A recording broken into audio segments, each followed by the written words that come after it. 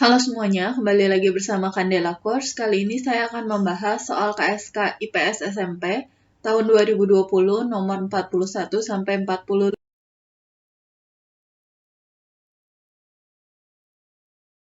Nomor 41, pernyataan berikut yang menggambarkan Kepulauan Indonesia sebagai jalur perlintasan samudra membawa berbagai dampak. Di antaranya, ini kita diminta untuk menunjukkan pernyataan yang betul. Yang betul adalah yang 4 saja.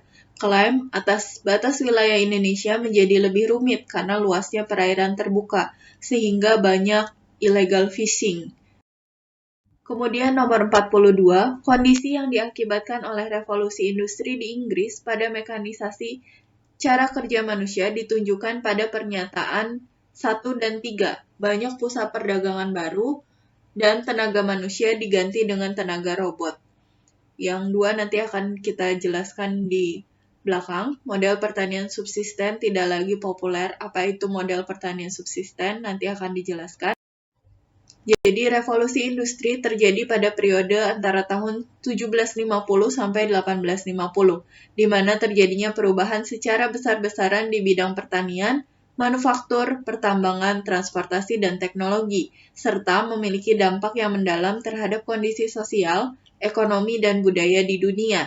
Revolusi ini menyebabkan terjadinya perkembangan besar-besaran yang terjadi pada semua aspek kehidupan manusia. Singkatnya, revolusi industri adalah masa di mana pekerjaan manusia di berbagai bidang mulai digantikan oleh mesin. Pertanian subsisten adalah pertanian swasembada atau self-sufficiency, di mana petani fokus pada usaha membudidayakan bahan pangan dalam jumlah yang cukup untuk mereka sendiri dan keluarga. Jadi, pertanian subsisten ini tidak populer pada saat revolusi industri. Kebutuhan akan lahan pertanian dan perkebunan yang semakin luas pada akhir abad ke-19 memberikan manfaat ekonomi bagi pemerintah kolonial berupa penghasilan pemerintah dari pajak sewa tanah rakyat, penambahan modal investasi industri dari pihak swasta, dan penghasilan dari pajak hasil pertanian dan perkebunan. Dalam sejarah Indonesia, sekitar 1870 sampai 1900 disebut dengan masa liberalisme, di mana kaum pengusaha Belanda dan modal swasta diberikan peluang oleh pemerintah Hindia Belanda untuk menanamkan modalnya dalam berbagai usaha kegiatan di Indonesia. Dalam buku sejarah Indonesia abad 19 sampai awal abad 20, yaitu 2001 oleh Daliman, para pelaku usaha Belanda menanamkan modal terutama di industri-industri perkebunan besar baik di Jawa maupun luar Jawa. Selama masa liberalisme ini, modal swasta dari Belanda dan negara-negara Eropa lainnya telah mendirikan perkebunan kopi, teh, gula, dan kina yang cukup besar. Pada masa liberalisme ini juga, sistem tanam paksa di Indonesia sudah dihapuskan.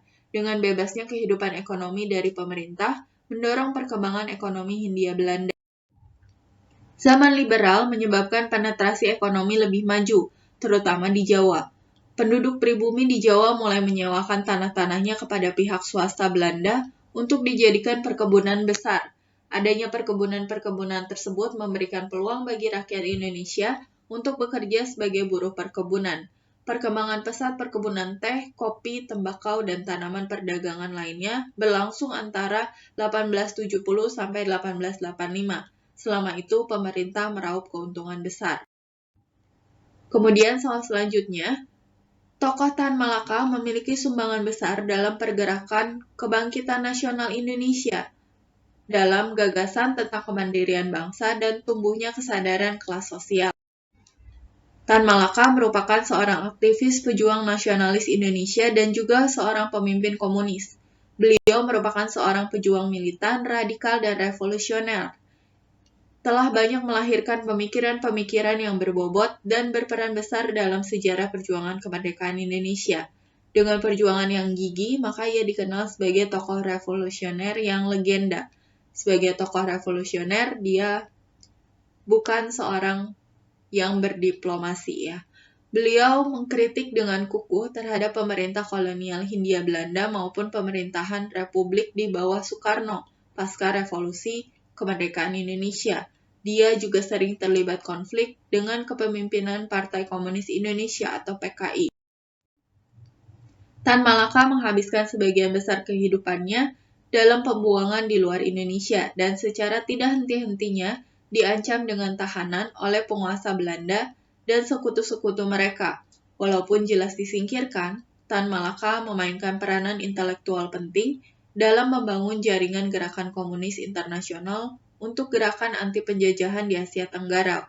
Beliau telah mendeklarasikan pahlawan revolusi nasional dalam Undang-Undang Parlemen tahun 1963. Nomor 45, langkah pertama Jepang ketika menduduki Indonesia adalah menutup semua lembaga pelayanan umum warisan Belanda, misalnya sekolah, kantor pemerintah, dan rumah sakit. Jepang melakukan penutupan itu karena untuk menghapuskan warisan Belanda dan untuk memastikan kontrol Jepang terhadap rakyat Indonesia. Pada tanggal 7 Desember 1941, terjadi peristiwa yang besar. Pada saat itu, Jepang menyerbu pangkalan Angkatan Laut di Pearl Harbor, Hawaii. Aksi Jepang ini merupakan sebuah gerakan invasi atau aksi militer yang kemudian dengan cepat merambah ke Asia Tenggara, sehingga di Januari sampai Februari 1942, Jepang menduduki Filipina, Pontianak, Balikpapan, Palembang, Tarakan atau Kalimantan Timur, dan Samarinda, yang pada waktu itu bangsa Belanda masih berada di wilayah Indonesia. Mengetahui hal itu, sekutu tidak tinggal diam, mereka kemudian membentuk komando gabungan. Komando itu bernama ABDACOM, American British Dutch Australian Command, yang dipimpin oleh Jenderal Sir Archibald Whale. Pusatnya terletak di Bandung. Selang beberapa minggu, Jepang berhasil mendarat di Pulau Jawa, tepatnya di Teluk Banten, pada tanggal 1 Maret 1942, kemudian juga di Keragan, Jawa Timur, dan di Eretan, Jawa Barat. Setelah itu, 4 hari kemudian di kota Batavia jatuh ke tangan Jepang, tepatnya pada tanggal 5 Maret 1942, setelah Jepang berhasil menguasai beberapa wilayah tersebut. Akhirnya tanggal 8 Maret 1942, Belanda secara resmi menyerah kepada Jepang.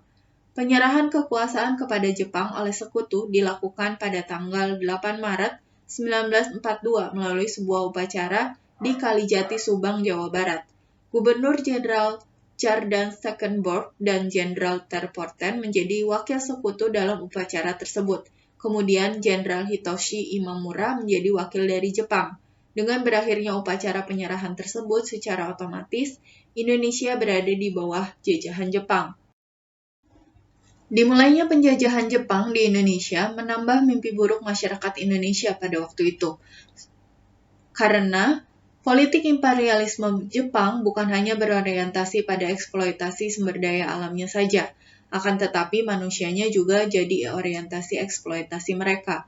Jepang melakukan eksploitasi sampai tingkat pedesaan, sumber-sumber kekayaan alam Indonesia dan juga tenaga-tenaga masyarakat Indonesia mulai dikuras oleh Jepang. Untuk memenuhi semua keinginannya, Jepang melakukan berbagai cara, mulai dari perjanjian-perjanjian hingga cara-cara kekerasan. Pendidikan di masa pendudukan Jepang jauh lebih buruk daripada sebelumnya ketika Indonesia masih di bawah penjajahan pemerintah kolonial Hindia Belanda. Ketika Jepang datang, Jepang menjadikan Indonesia sebagai pangkalan perangnya. Masyarakat harus hidup di bawah kondisi perang yang diterapkan Jepang. Akibatnya, para pengajar harus bekerja untuk Jepang. Anak-anak bahkan turut dikerahkan membantu memenuhi kebutuhan perang. Oke, sekian dulu untuk pembahasan kali ini. Thank you for watching. Jangan lupa untuk